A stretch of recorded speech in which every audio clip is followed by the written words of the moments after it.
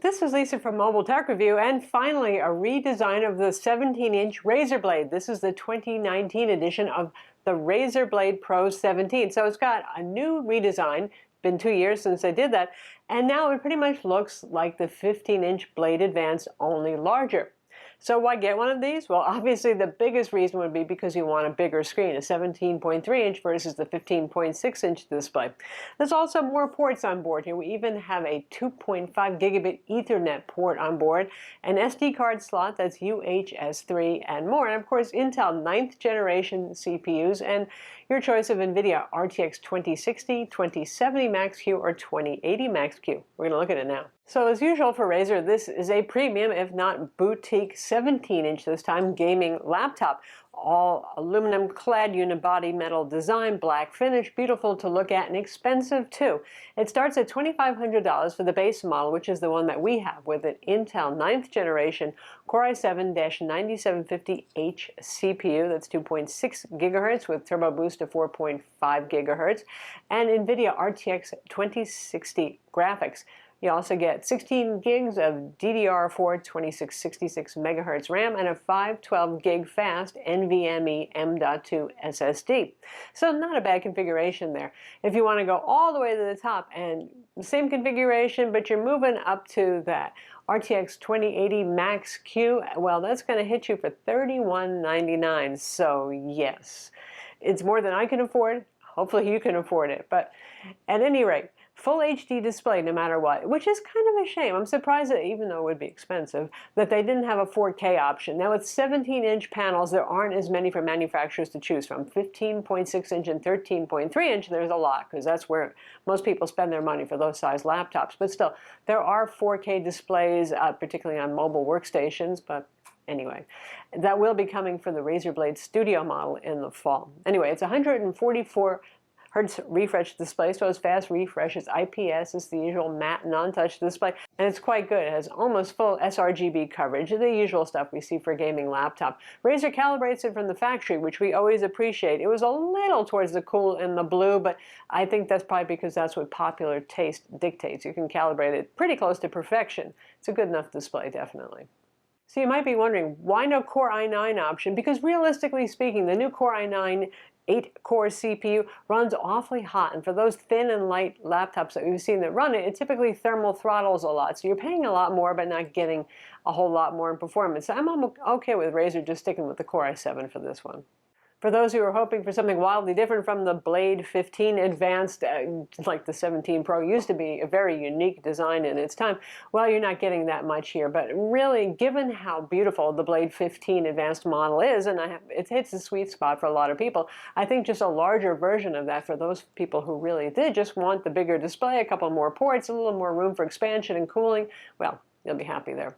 We have vapor chamber cooling, just like the Blade 15 models, and that's a good thing. It's more effective than heat pipes, and from our tests when gaming, you can see the core temperatures here for something this thin and this light are actually really very good. Now, granted, we don't have the 2080 Max-Q model, but based on the Blade 15 Advanced with that GPU inside our tests there, it's going to be a, relatively speaking, cool performer for the core temperatures. That doesn't mean it's not going to hit the 80s to the 90s when you're gaming, but par for the course these days with Intel Coffee Lake generation CPUs is a lot of thermal throttling and pushing the upper 90s. So here I was pretty pleased to see the fact that playing something like Apex Legends on high, it was in the 80s centigrade, and playing Battlefield 5, granted, because we have the 2060 model, but with DirectX 12 and DXR on still, it was hitting the low 90s for core temperatures, a little occasional thermal throttling, but that's it. Good thing here is we don't see any power limit throttling, something we've seen on the Blade 15 models. Now, just because it, relatively speaking, compared to other gaming laptops, runs on the cooler side internally, doesn't mean the surface temperatures won't be hot. That all-metal casing and that thin design, and even a couple of thermal pads that touch the bottom of the laptop mean that heat is being transferred to it. It is always warm. Just doing everyday average productivity things and surfing the web, even the palm rests, which is where the battery is, will be warm.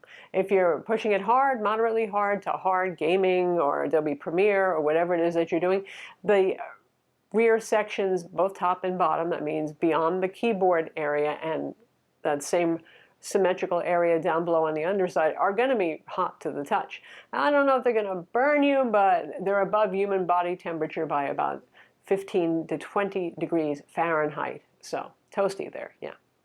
Noise is well controlled. This has 4 fans inside, not the usual 2 that we see in gaming laptops. It has those large 2 fans for the CPU and the GPU, where you would expect them towards the rear, but there are actually 2 fans towards the front.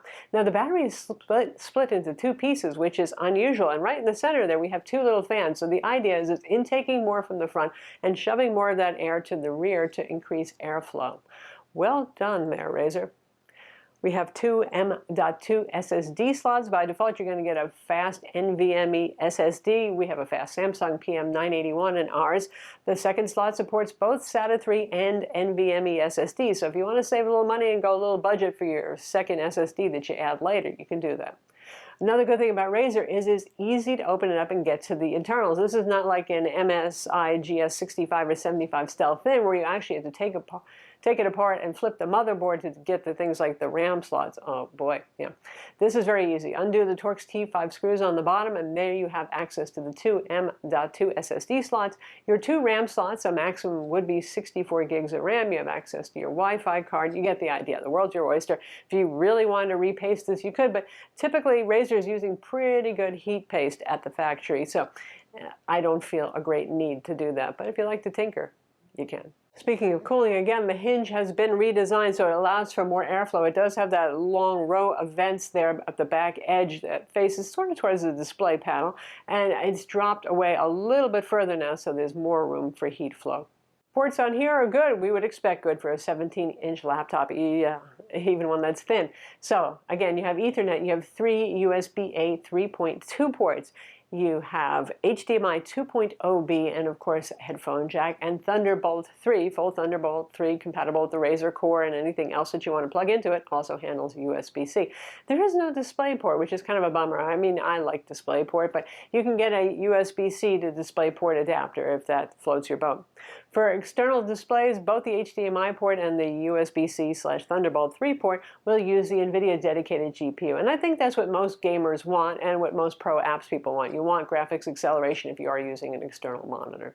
It can support up to an 8K display at 60 Hz refresh rate if you're using that USB-C/Thunderbolt 3 port. HDMI 2.0B is limited to 4K at 60 Hz. And of course, if you're dropping down the lower resolutions for that USB-C port, you can do even faster refresh rates. For example, if you're doing 4K external monitor, then you can do 120 Hz refresh on your external monitor. So gaming laptops typically don't have very good battery life, and this uses NVIDIA Optimus switchable graphics, which should help. So it can use Intel UHD 630 graphics when you're not doing any heavy lifting with the laptop.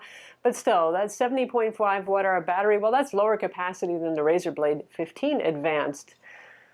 Yeah, so that means battery life is, Razer's saying about 4 hours, and they're not wrong about that, with the display set at about 150 nits.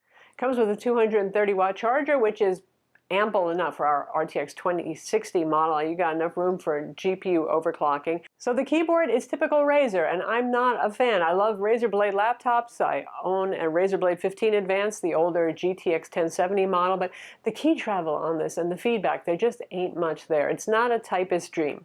On the upside, you do get the usual Razer Chroma RGB per key lighting, so you can go to town with that, and now the secondary keys are lit so you can actually see in the dark if you want to raise or lower the brightness or something like that, or your volume. Yay on that. We have a very good Microsoft Precision trackpad. And you have Razer Synapse 3 that lets you control the whole light show thing, any Razer peripheral lighting that you have as well, and things like your GPU overclocking, the fans. For our tests, we leave it in the balance mode, so you got a balance between how noisy and hot it gets versus the performance levels on it. But you can max up those fans if you push in the laptop, and you get the idea.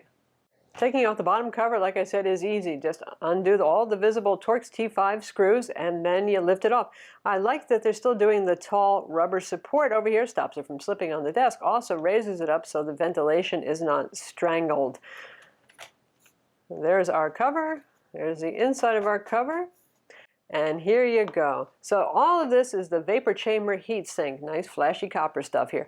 So if you actually wanted to repaste this thing, you could. It's not too hard. Just take off these caps over the screws right here, unscrew it, you could remove it, repaste it. But like I said, they do a pretty good job. I don't feel that that's necessary. Here's our two RAM slots right here. Again, a max of 64 gigs of DDR4 2666 megahertz RAM if you used two 32 gig modules. And our boot M.2 PCIe NVMe M.2 SSD. And here's the second slot, so you can add in a second one if you want SATA or NVMe. Your choice, world's your oyster. Now here's something you don't see every day. So we have battery, we have battery. We have in the middle two little dual fans over here that obviously are sucking in, and they're shooting air in this direction to try to get more air circulating across your RAM and your heatsink over here, and it all eventually gets exhausted out the rear by the large main fans. So interesting design, making use of this space right there. So you're giving up a little on battery to get a little more for the cooling. I guess I'd take that. And right over here, here's our Intel Wi-Fi 6 card, latest greatest, nice and fast, good times. The speakers on this are up firing, they surround the keyboard, and they are good. They're loud and full. For a thin 17-inch gaming laptop, this is some nice audio. You can actually enjoy games just by listening to the speakers, and because it's not very loud when gaming, at least on the balanced fan profile mode, you can actually hear the speakers quite well. They did a good job of controlling noise. Not screechy, not loud, none of that stuff. So that's the Razer Blade Pro 17-inch model, and as you can tell, I like it a lot, but for the price, it ought to be darn great, right? Well, thank goodness it is. And versus the competition, it still has a lot going for it. I would still say this is aesthetically and quality-wise most pleasing laptop. This is still the giant black MacBook Pro. And compared to something like the MSI GS75 Stealth Thin, this one is a lot easier to open up and upgrade, which to me counts for a lot. A lot of gaming folks are enthusiasts. When you compare it to the Asus ROG Zephyrus GX701, well, that one has a pretty weird design, sort of like the old Blade Pro had, with the forward-shifted keyboard and the right-mounted trackpad, the weird drop-down floppy base plate for additional cooling. So yeah, that one is a little bit strange, and the max RAM is a lot less than this. That one tops out at 24 gigabytes of RAM. Now, for those of you who really like this, but you're like, well, I still can't afford this, but I got some bucks to spend, there's still one of my favorites, which is the MSI GE75 Raider, which is, relatively speaking, thin and light. Maybe not as beautiful as this, but it gets you a full RTX 2070, for example, for around the same price as the base model with an RTX 2060 of this. It's good to have options. I'm Lisa from MobileTechReview. Be sure to subscribe to our YouTube channel for more cool tech videos, and thumbs up if you like this vid.